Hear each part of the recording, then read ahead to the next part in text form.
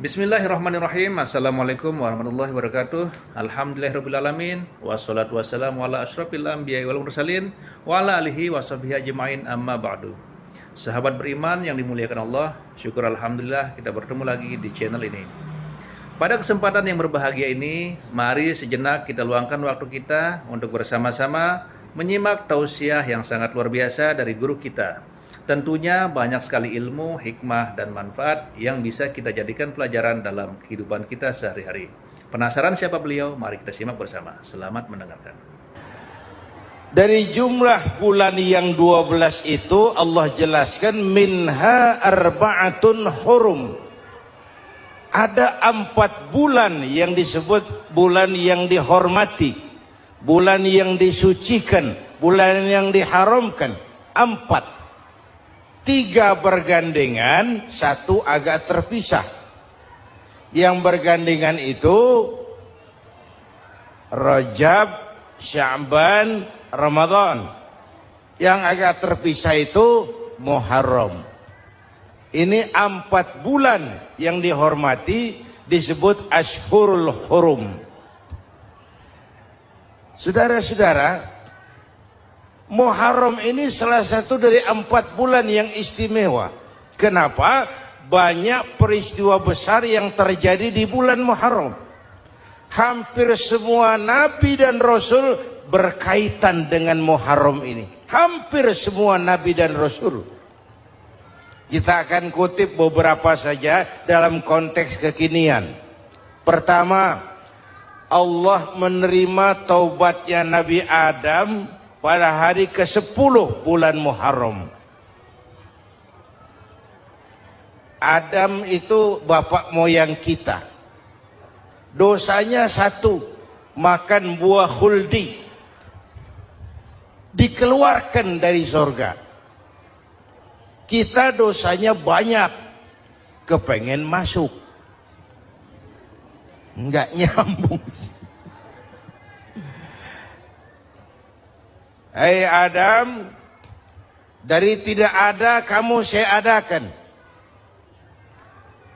Saya perintahkan tinggal di surga. Merasa sepi sendirian, saya ciptakan Siti Hawa supaya kamu tenang. Kamu boleh nikmati semuanya. Ini boleh, itu boleh, ini boleh, itu boleh. Makan, makanlah yang kau mau. Minum, minumlah yang kau suka. Pakai, pakailah yang kau senang. Satu yang saya minta, jangan dekati pohon khuldi. Itu kau tidak sanggup, keluar. Diusir dari surga. Sujud Nabi Adam. Kata riwayat 40 tahun sujud. Membaca Rabbana zalamna anfusana wa illam taghfir lana wa tarhamna lanakunanna minal. Itu namanya istighfarnya Nabi Adam. Istighfar itu kan mengucapkan astagfirullah, basmalah, membaca bismillah. Jangan kayak teman saya disuruh banyak-banyak baca istighfar, benar-benar dia baca istighfar, istighfar, istighfar. Bukan itu maksudnya. Nah, maka salah satu amalan yang sangat dianjurkan di bulan Muharram ini memperbanyak istighfar. Tidak ada orangnya yang tidak. Ayo jujur, ini yang kumpul di sini semua, ada nggak yang nggak punya dosa? Yang merasa nggak punya dosa, ayo ke depan. Ada? Tidak ada. Setiap kita, entah kecil entah besar, sengaja terlupa, pasti mempunyai yang namanya khilaf dan salah. Dan Allah Tuhan kita bukan Tuhan pendendam. Allah Tuhan kita Tuhan yang ramah dan rahmah. Manusia, dosamu banyak, tapi ampunanku lebih banyak. Salahmu besar, rahmatku jauh lebih besar. Kau sujud di hadapanku, aku bangga melihatnya. Kau menangis di hadapanku, aku senyum melihatmu. Kau berjalan menujuku, aku berlari menyambutmu.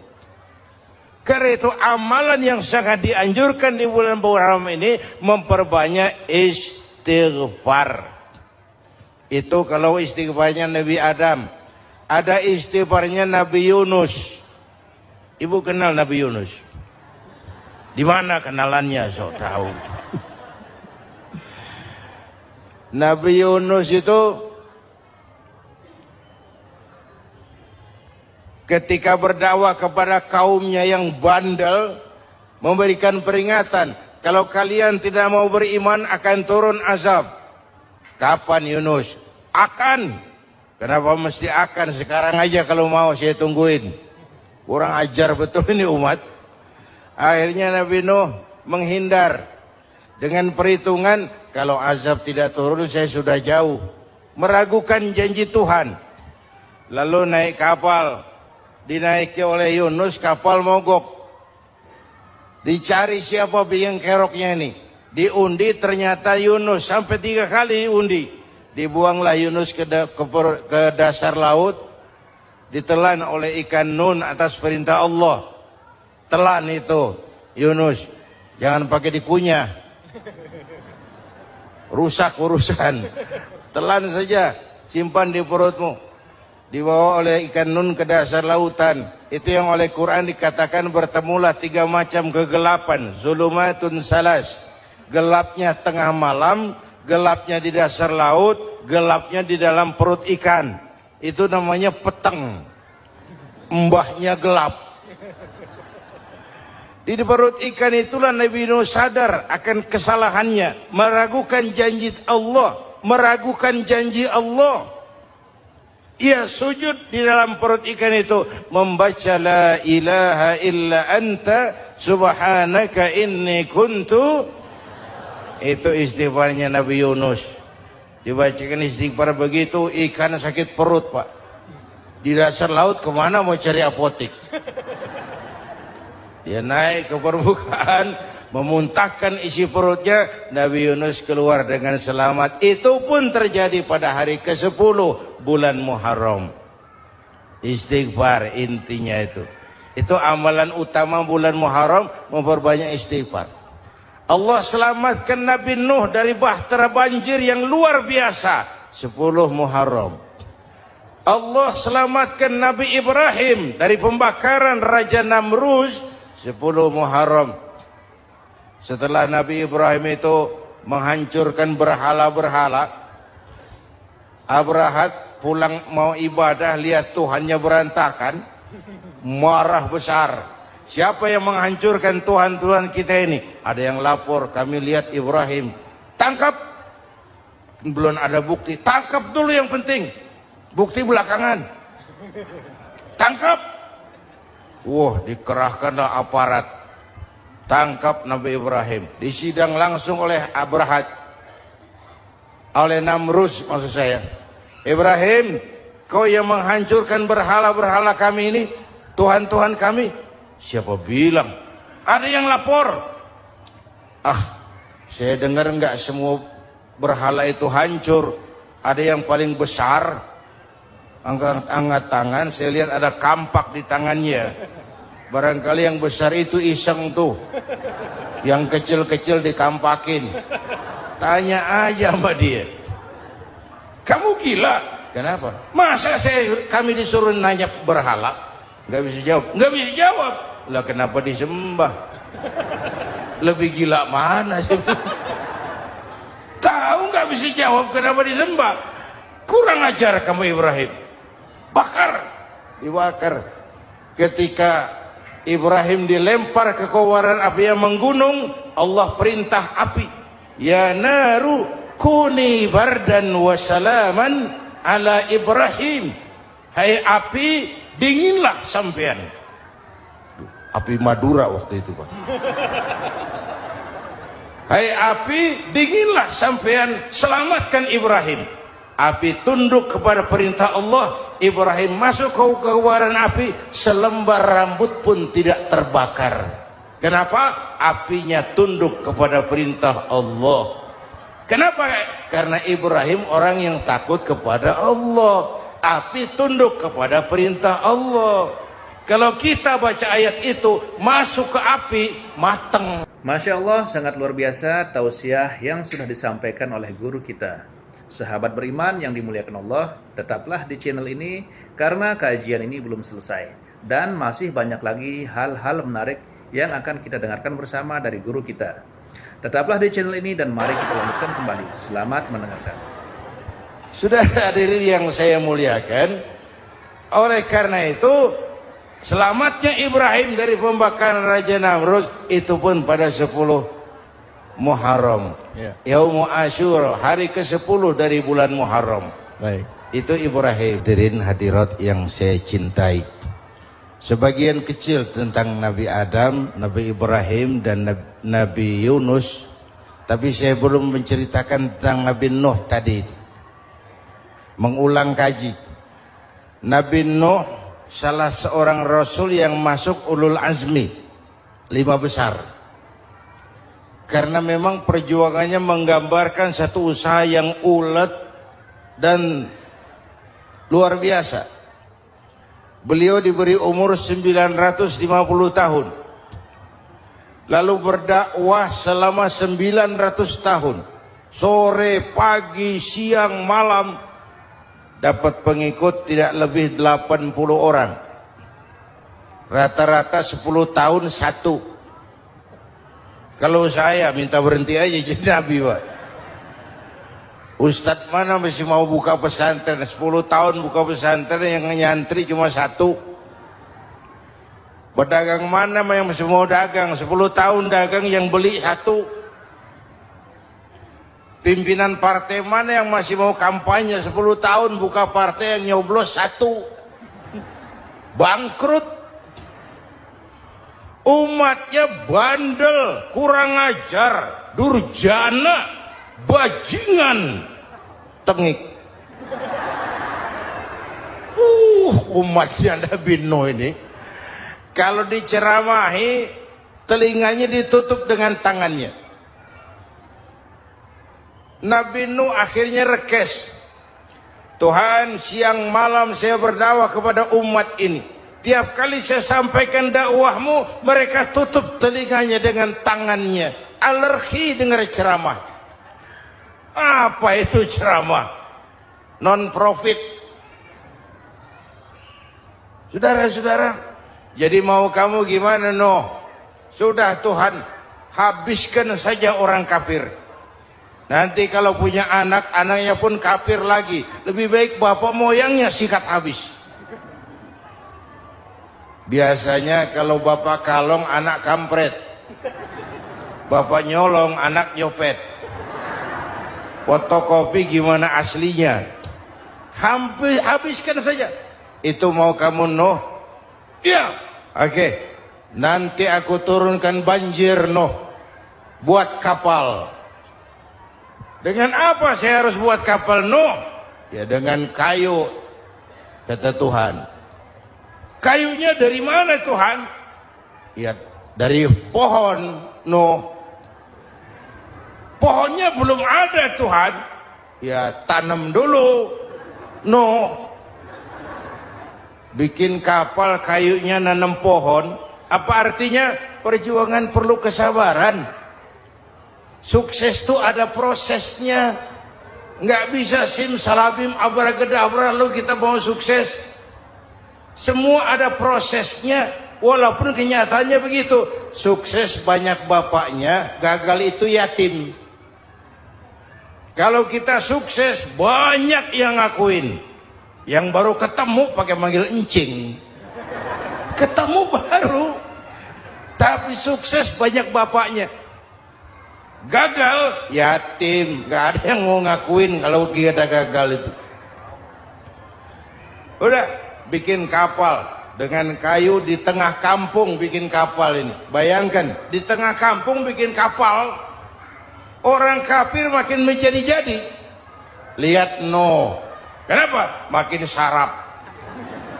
Bikin kapal di tengah kampung, mau belayar kemana? Tuh lihat, kalau orang nggak tahu tujuan, mountain setengah jalan. Proses yang dinilai bukan finalnya. Ya kayak gitu kesimpulannya. Saya enaknya sendiri. Bikin kapal. Kapal mendekati selesai. Ini orang kafir rame-rame datang ke kapal Nuh. Mau apa? Buang najis. Sakit perut, berangkat ke kapal Nabi Nuh. Nongkrong. Dapat 2-3 tumpuk, pulang. Penuh lantai kapal dengan najis manusia. Inilah perjuangan. Bukan jalan raya lurus bertabur bunga di kanan kirinya. Banyak ondak dan duri, fitnah, caci maki, antipat, segala macam. Nuh. Ada orang tua dasar kafir, kurang ajar, sudah stroke berangkat juga ke kapal Nuh. Mau buang najis, pincang-pincang digotong orang. Selesai buang najis, dia bangun mau pulang, pegangan tiang kapal terpeleset, jatuh di atas tumpukan najis.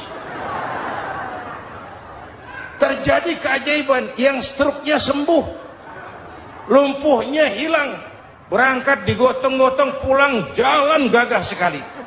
Tapi orang kampungnya heran, ente sudah sembuh? Sudah. Berobat di mana? Kok begitu paten? Di kapal Nuh. Masih banyak.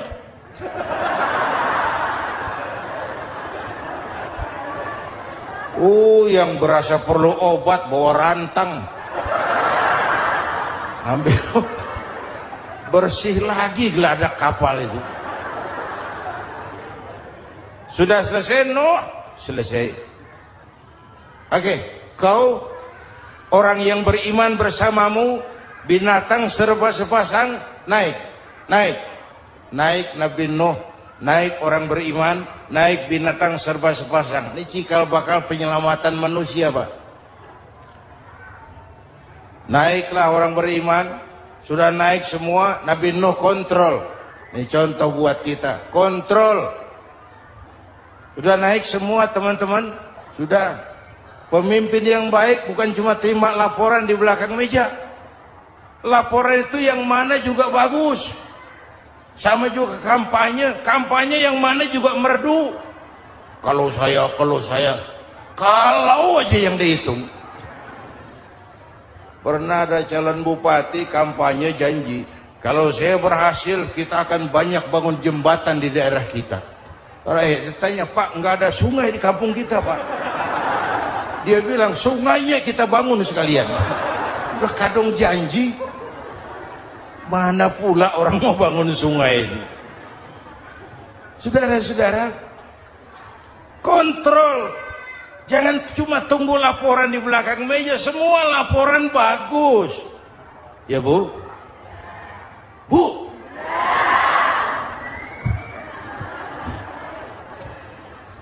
Nabi Nuh kontrol. Sudah naik semua? Sudah Nuh. Pulan bin Pulan naik. Naik Nuh. Paimin bin Tukijo naik. Kami lihat naik. Ada orang Jawa juga kayaknya. Ada.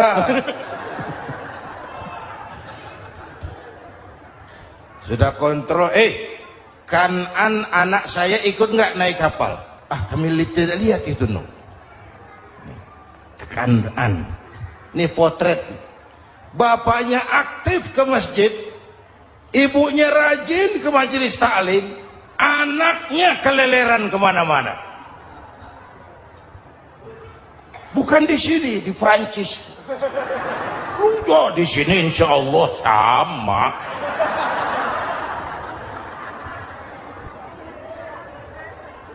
Nuh karena sayang anak, Nuh karena cinta anak, Nuh karena tanggung jawab anak, cari naik ke atas kapal. Lihat Kanan, anak saya, nggak lihat Nuh.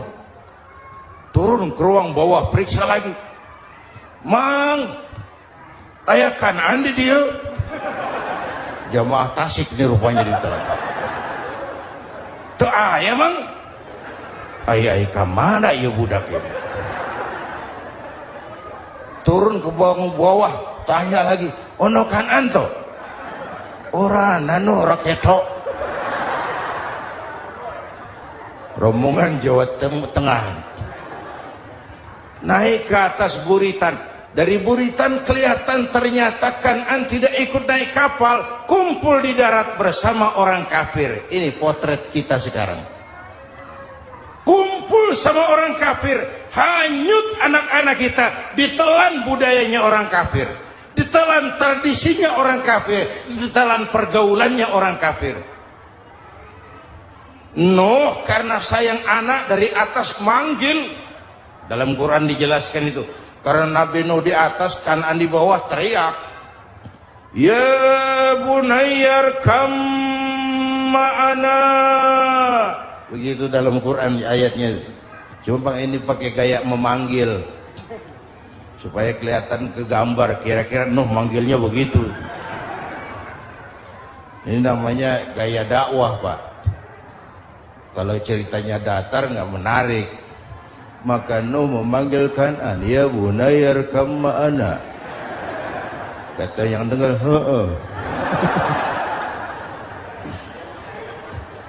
Ini gaya orang manggil, ya bunayyar kam ma'ana. Kan'an, kesini nak, naik kapal sama papi. Kata Kan'an di bawah itu, enggak mau papi, John di sini saja. Kata Nuh, jangan nak, Allah sedang murka, akan turun banjir. Kalau datang banjir papi, sa'awi ila jabalin ya'simuni minal ma'. Saya akan naik ke gunung tinggi yang bisa menyelamatkan saya dari banjir. Kan'an naik ke gunung, gunung dihantam banjir, Kan'an mati sampai sekarang. Yang kelima, Nabi Musa, kisah Muharramnya ini. Lahir dalam kondisi yang sulit karena Fir'aun mimpi akan lahir seorang anak dari keturunan Bani Israel yang akan menghancurkan kerajaannya. Kata Fir'aun, sudah lahir belum anaknya? Belum. Kalau gitu mulai malam ini laki-laki dilarang bergaul sama istrinya. Semua perempuan hamil di bawah pengawasan negara. Mulai hari ini kalau lahir anak laki-laki turut nama Bani Israel, penggal. Satpol PP disiapkan. Udah ada kayaknya. Ada. Patroli. Bayangkan, nah Fir'aun itu bikin undang-undang seenaknya sendiri. Apalagi merasa kekuasaannya dalam ancaman. Penguasa manapun kalau merasa dalam ancaman, panik. Padahal kekuasaan itu kayak harimau. Makin lama ditaiki, makin sulit turun. Kenapa? Karena macannya makin lapar.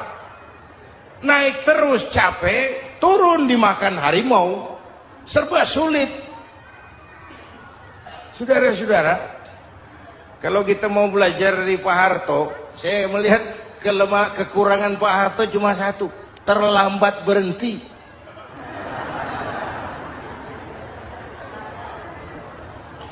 Terlambat berhenti. Di sekelilinginya banyak tukang jilat, tukang semir. Pak, kalau tidak ada bapak kami bagaimana, Pak? Saudara hadirin yang saya hormati, maka sering saya ingatkan, temanmu yang sejati adalah teman yang membuat kamu jadi benar, bukan teman yang selalu membenarkan kamu. Berapa banyak pejabat-pejabat hancur karena selalu dibenarkan oleh lingkungannya. Bapak benar, Pak. Bapak bijaksana, Pak. Itu tepat, Pak. Benar. Buang angin pun kata kelilingnya, oh Bapak sehat.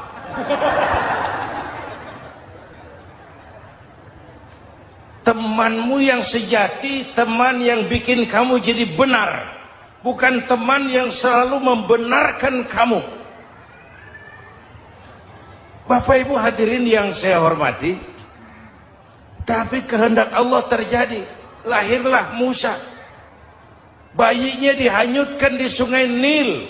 Bayi sudah menderita, dihanyutkan di sungai Nil. Dan akhirnya besar. Di lingkungan istana Fir'aun. Diriwayat oleh Ratu Aisyah, perempuan Fir'aun. Setelah mulai berjuang, terjadilah itu. Musa dan pengikutnya dikejar oleh Fir'aun. Sampai di tepi laut, Allah wahyukan Musa, lempar tongkatmu ke laut. Dalam kondisi darurat, mukjizat tiada jalan. Kondisi darurat. Kalau tidak, mukjizat itu maunya Allah, bukan maunya Nabi. Nabi nggak kuasa. Allah yang mau. Tapi hidup Nabi bukan mukjizat, manusiawi. Tidak mentang-mentang ada mukjizat tongkat, tiap sulit main tongkat. Nggak usah berjuang kalau begitu. Itu darurat menyelamatkan umat. Tongkat dilempar ke laut, laut terbelah. Laut terbelah.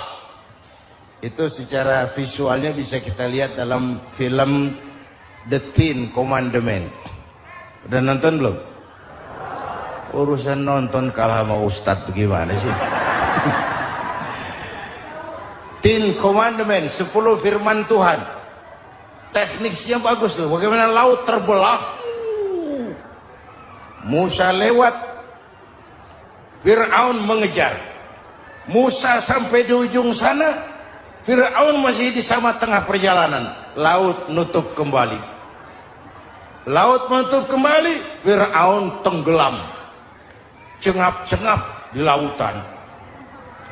Begitu nafas sampai di tenggorokan, Fir'aun sambil cengap-cengap itu, amantu bi Rabbi Musa wa Harun.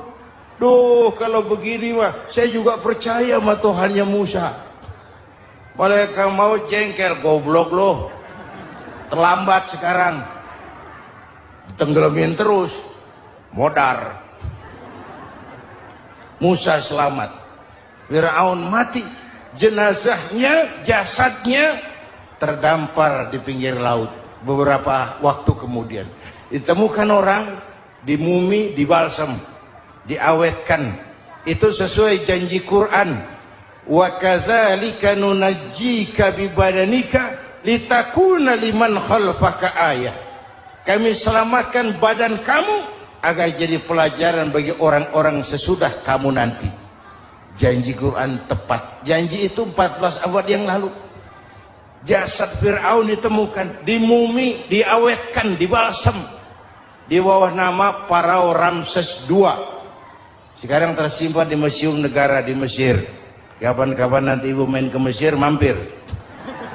Naik ojek paling berapa itu? Oh, orangnya tinggi, hidungnya mancung. Pokoknya pantaslah jadi Fir'aun. Selamatnya Musa di kejaran Fir'aun di ujung sana itu terjadi pada hari ke-10 bulan Muharram, yang oleh orang Nasrani diperingati dengan hari raya Paskah. Mereka melaksanakan puasa, mensyukuri nikmat keselamatan dari kejaran Fir'aun. Makanya kalau kita ikut puasa di bulan Muharram, bukan mengikuti syariatnya Nasrani, salah. Karena Nabi mengajarkan, itu sumbernya. Bukan ikutan sama ibadahnya Israel. Tapi memang agama ini kan merupakan mata rantai. Datang Rasul baru melengkapi Rasul sebelumnya, datang Rasul baru melengkapi Rasul sebelumnya. Mata rantai yang berkaitan. Setelah Muhammad selesai, selesailah tugas Nabi dan Rasul. Selesailah misi Nabi dan Rasul. Tidak ada Nabi lagi sesudah Nabi Muhammad. Itu harga mati, titik. Gak ada kompromi. Siapapun sekarang ini nggak datang ngaku jadi Nabi, wajib tidak percaya. Wajib tidak percaya. Tapi kaitannya memang, kita bilang Nasrani, orang bahasa Arab, bahasa Ibraninya Nazaret, Nasiroh, Nazaret. Itu beda lek apa? Dialek. Dialek. Kita Daud, dia David.